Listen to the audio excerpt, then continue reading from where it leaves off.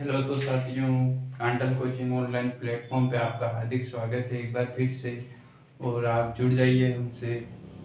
और हम आज आपके लिए एक बहुत ही शानदार चीज़ बताने जा रहे हैं जिससे आपका बेसब्री से इंतज़ार था कि कब भर्ती आएगी, कौन सी तैयारी करें, क्या करें। सरकार बदल गई, भर्ती कौन सी आएगी, क्या करेंगे, पता नहीं। कांग्रेस सरकार थी तो बीजेपी सरकार वाले भर्ती नहीं करेंगे, ये सबके मन में डाउट चल रहा था। पर दोस्तों, सब्र रखिए, को सरकार कोई सी भी आए, भर्ती तो निकाल के ही जाएगी। तो जैसे पशु परिसर की भर्ती पहले भी हुई थी, प्रस्तावित हुई थी, पर किसी कारणवश बीच में ये रद्द कर दिया गया था। पर अब फिर से नोटिस जारी हुआ है, तो अब पशु परिसर भर्ती आ ही गई है। उसके लिए आप लग जाइए तैयारी में। जैसे हो गया रण का आगाज, अब थमने वाले हैं नहीं, यूँ सोच के बस मेन मैदान में उतर गए, मतलब उतर गए। अब लग जाइए आप तो बस कि क्या करना है, अपने क्या नहीं करना। बस यूँ मान लीजिए 2024 आपके लिए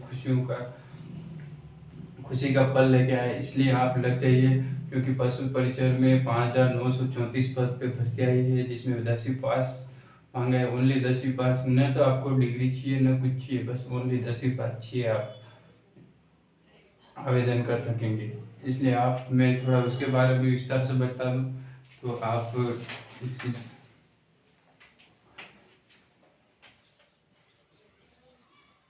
पशु परिचर भर्ती 2024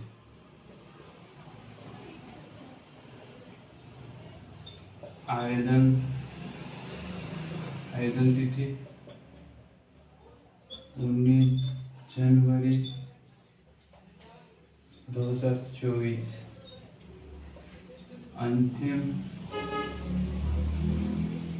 अंतिम आवेदन करने की तिथि 17 फरवरी 2024। मान लीजिए 28 दिन है आपके पास फॉर्म डालने की। और कुल पद 5,934 पद। आयु 18 से 40 वर्ष आयु मानी जाएगी। की गणना 1/1/2025 से मानी जाएगी। पहले 1/1/2024 से मानी जाएगी, एक साल पीछे आए तो 1/1/25 से मानी जाएगी। पशु परिचर आवेदन की तिथि 19 जनवरी 2024 से चालू हो रहे हैं फॉर्म, और 17 फरवरी 2024 तक चलेंगे। मतलब 28 एक महीना फॉर्म चलेंगे, उसके अंदर आपको फॉर्म भरने हैं। और कुल पद है 5,934 पद। यूँ नहीं मानिए आपकी इतने आवेदन आएंगे, हमारा नंबर आएगा नहीं आएगा, वो ये नहीं सोचना है आपको। बस आपको ये सोचना है कोई सी भी तैयारी करने से पहले कि 5,934 पद है, उसमें से आप मान लीजिए उनको बोल दीजिए कि 5,933 पद आप किसको भी दीजिए, बस मुझे एक पद चाहिए, बस एक पद अपना। बाकी 5,934 पद 33 पद आप किसको भी दो, हमारे उससे कोई लेना देना नहीं, बस अपना एक पद चाहिए। बस 5,934 में से एक अपन ले लेंगे, 5,933 पद और किसको देंगे, इसलिए। और कुल पद 5,934। आयु है 18 से 40 वर्ष। आयु की गणना होगी 1/1/2025 से। आप देख लें, पेपर के बारे में थोड़ा जानकारी ले लें, क्योंकि नोटिफिकेशन जारी हो ही गया है। तो अब अपने को भी तैयारी करने में स्टार्ट हो ही जाना पड़ेगा, क्योंकि पेपर है ना, ये 2 भागों में आएगा। इसमें चाहिए 10वीं पास, ओनली 10वीं। ओ भाग और 2 भाग, दोनों भागों में पेपर आएगा, 2 भागों में होगा। ये अ भाग होगा, ये 105 नंबर का होगा, और ब भाग होगा, ये 45 नंबर का होगा। अ भाग में जीके आ जाएंगे, और गणित आ जाएगी और विज्ञान आ जाएगी और करंट तो आज से शुरू कर दीजिए। जब आप जो भी वो पहले के नहीं आते, जो अभी के करंट होते वही आते। फिलहाल में करंट 1 महीने 2 महीने के 3-4 महीने के आते और इसमें आएगा गणित और विज्ञान। आप सोच रहे होंगे कि गणित कौन से लेवल की पूछेंगे, तो आप घबराइए नहीं। हमेशा कोई भी एग्जाम हो, आपने देखा हो क्या कि गणित ओनली 10वीं पास मतलब 10वीं लेवल की गणित आती है, बाकी उससे 11वीं 12वीं की गणित कभी नहीं आती है। वो कोई सा भी पेपर उठा के देख लीजिए आप, बस 10वीं तक की गणित आएगी, बाकी उससे अलावा नहीं आएगी। इसलिए घबराए नहीं, बस तैयारी में लग जाइए। और इसके बारे में अपन पेपर के बारे में थोड़ा जानकारी ले लेते हैं कि कौन कौन से टॉपिक आएंगे, कौन कौन से नहीं आएंगे, अपन को किस किस पे ज़्यादा फोर्स करना है, किस किस पे नहीं करना है, तो देख लेते हैं। और इसमें नेगेटिव मार्किंग भी है 1/4, तो देख लेते हैं अपन कि कौन कौन से टॉपिक है और कौन कौन से नहीं। नंबर 1 टॉपिक, नंबर 1 है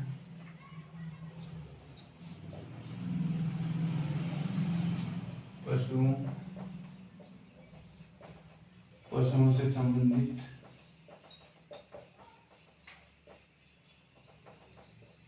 शब्दावली।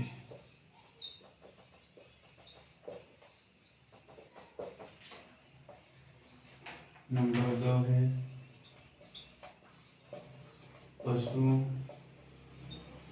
पशुओं की प्रमुख देसी नस्लें। नंबर 3 है कृत्रिम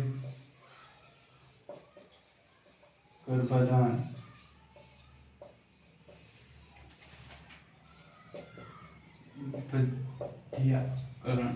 अज्ञकरण, संकर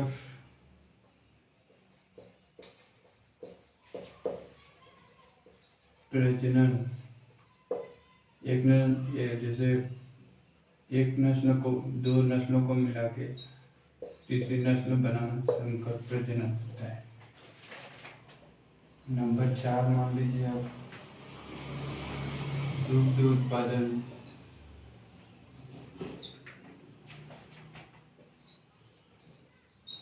दुग्ध श्रवण काल, स्वच्छ दुग्ध उत्पादन। और 5वां मान लीजिए आप पशु प्रबंधन, पशु प्रबंधन में पशु आहार, पशुधन, पशुधन,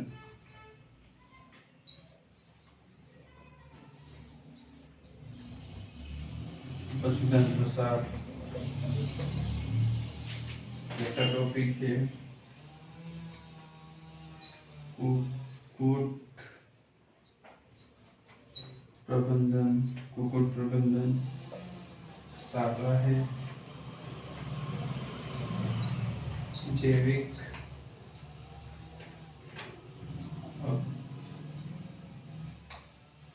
अपशिष्टों का निस्तारण,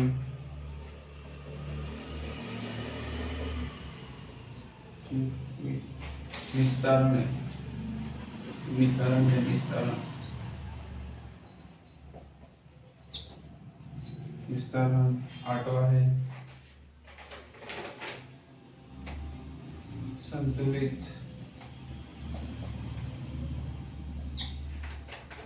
संतुलित पशु आहार।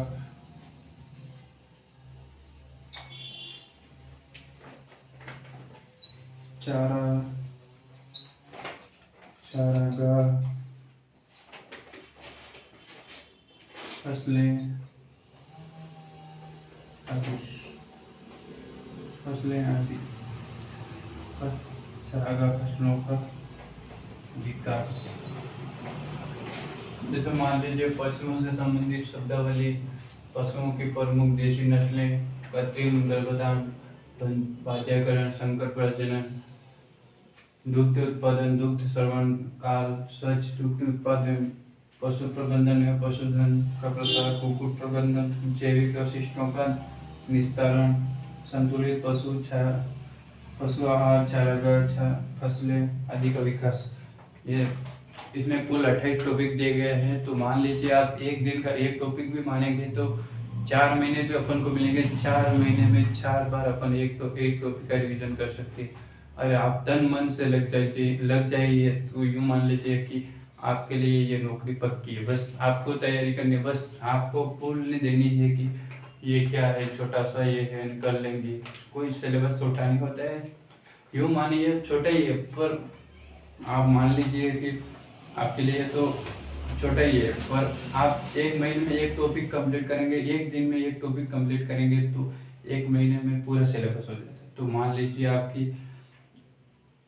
आपके पास 4 महीने भी मिलेंगे, फरवरी, मार्च, अप्रैल, मई, जून, 5 भी मिले, 4 मान लीजिए, 5 तो मानते हैं, बस 4 मान लीजिए। 4 महीने में 4 बार एक ही टॉपिक को 4-4 बार रिवीजन कर लेंगे तो क्यों कंप्लीट नहीं होगा। इसलिए इसका ऐसे छोड़ लीजिए और आगे बढ़ते हैं।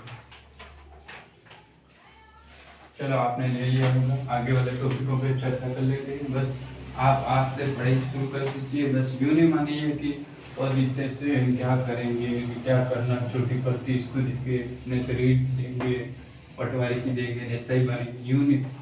एग्जाम कोई सा भी, बस आपको फॉर्म डालना जरूरी है, क्योंकि आपके लिए हर एग्जाम आपके लिए कोई ना कोई प्रश्न ऐसा आपको सिखा के जाता है जो आपके लिए भविष्य में काम आ सकता है। नवा मान लीजिए स्वस्थ एवं बीमार पशुओं की पहचान। स्वस्थ एवं बीमार पशुओं की पहचान। 10वां मान लीजिए पशु अर्थ एवं अंदर एवं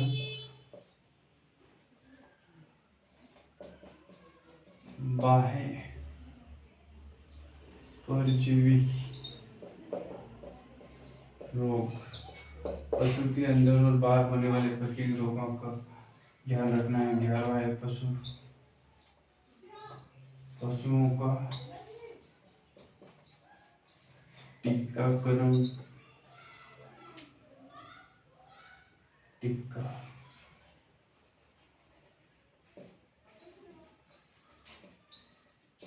टीकाकरण। 12वां मान लीजिए भेड़ बकरियों का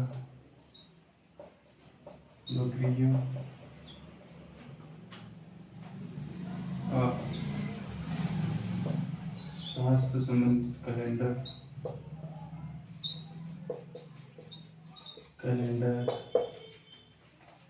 13वां मान लीजिए आप ऊन, मांस, दूध, अंडे आदि का उत्पादन या स्थान प्रति व्यक्ति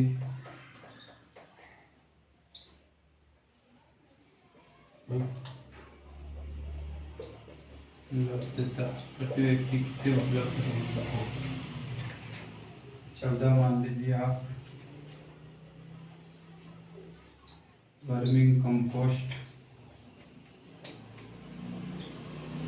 खाद। वर्मिंग कंपोस्ट पशुओं से कौन कौन से खाद उत्पादन कर सकते हैं अपन वर्मिंग कंपोस्ट करके। 15वां मान लीजिए आप पशुओं के चमड़े एवं हड्डियों का उपयोग, पशु मर जाने के बाद जो चमड़ा और हड्डियाँ निकल उनका उपयोग कहाँ पे करें, कैसे करें। 16वां मान लीजिए आप, पशुओं की उम्र ज्ञात करना।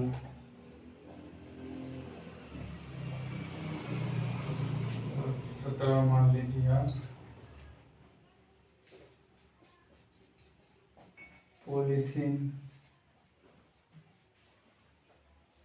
पॉलीथीन का हानिकारक पशुओं के लिए।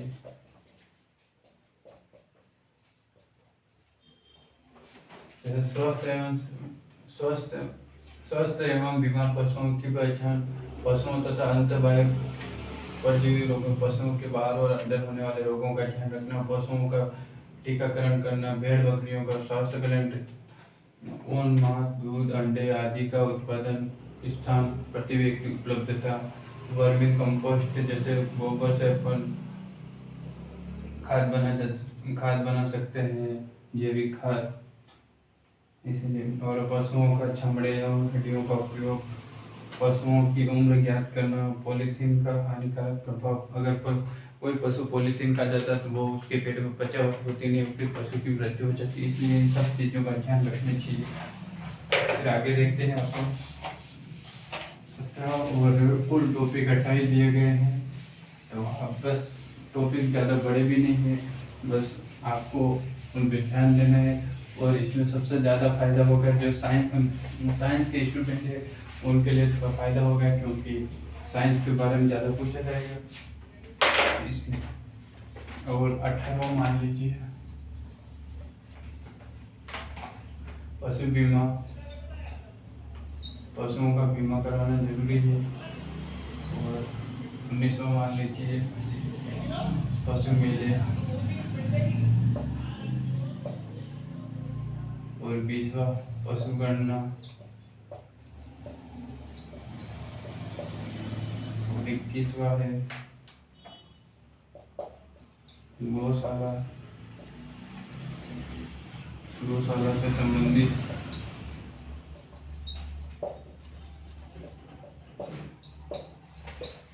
साफ सफाई की जानकारी।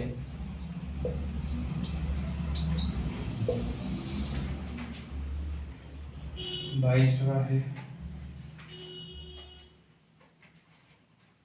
पशु क्रय विक्रय, पशु क्रय विक्रय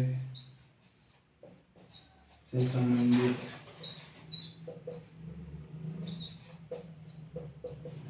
साधारण ज्ञान।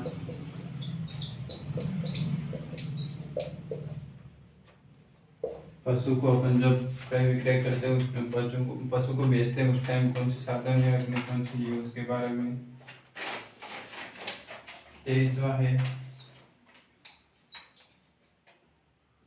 पशु उत्पादकों का विपणन। और 24वां है डेयरी विकास, डेयरी का दूध की डेयरी से विकसित गतिविधियां।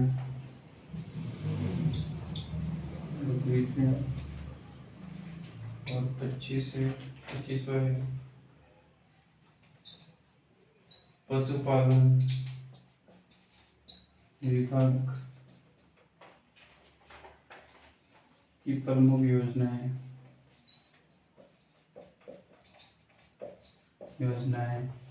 ये करण का प्रश्न है, करण संबंधित है ये पशुपालन विभाग की प्रमुख योजना है ये, बस करण से थोड़ा देखते जाइए। और 25 हो गए और 26, 27 3 टॉपिक और बच्चे उनको फिर देख लेते हैं अपन क्या करना है क्या नहीं करना है। 26 नंबर है गोबर मूत्र एवं उचित निष्पादन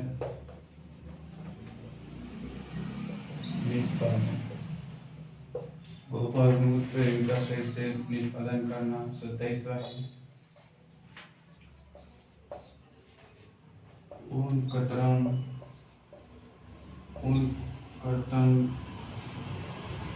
दोने वाले पशु जिनसे ऊन प्राप्त होती है उनके बारे में पशु।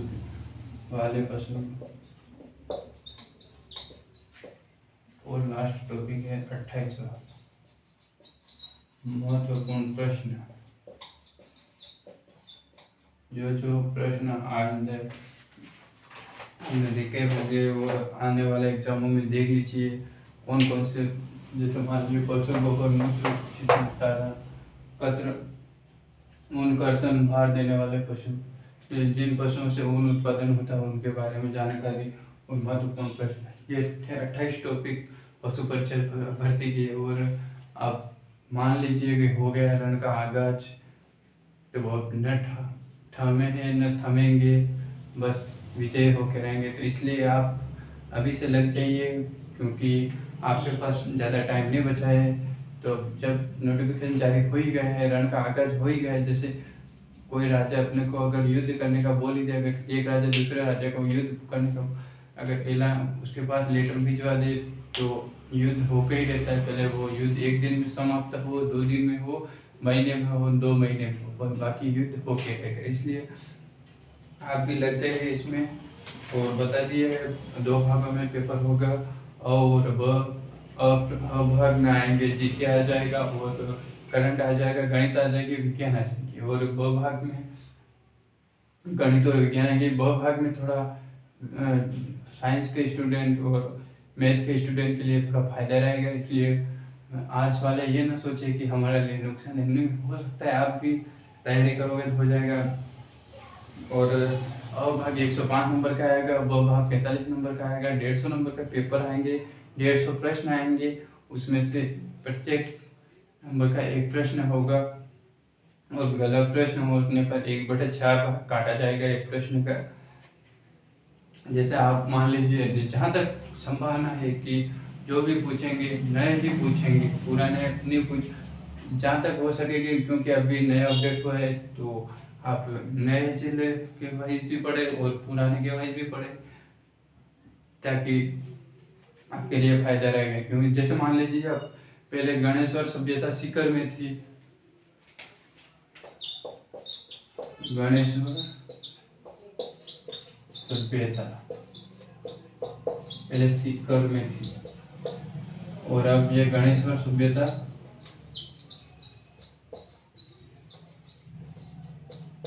नीम का थाना, नया जिला बनाना नीम का थाना, तो यहाँ आ गई।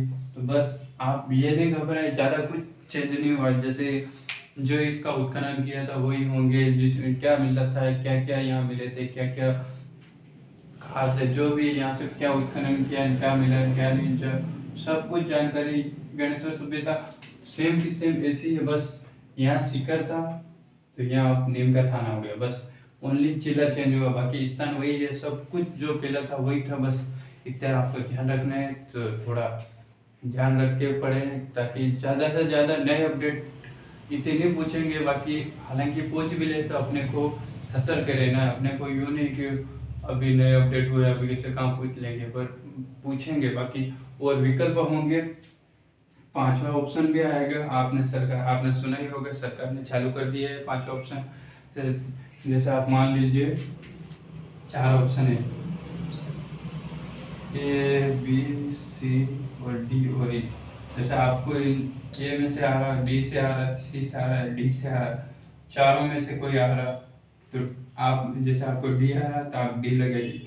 आप चारों में से कोई नहीं आ रहा तो आपको ई भरना ही भरना है। जैसे आप अगर ई नहीं भरोगे तो जैसे 10 प्रश्न एक साथ सीरियल में अगर आप एक भी नहीं आ रहा तो इसमें नेट अ लगाए ब लगाए कुछ नहीं लगा, अगर 5वां ऑप्शन नहीं भरा आपने 10 प्रश्न तक तो आपको एग्जाम से ये बाहर किया जाए, आपका मार्कशीट निरस्त कर दी जाए। इसलिए कृपया जो भी है एग्जाम देने से पहले अलग से इसके टाइम मिलता, पर अपने को जो नहीं आ रहा है बस हैंड टू हैंड उसका गोला करते जाए।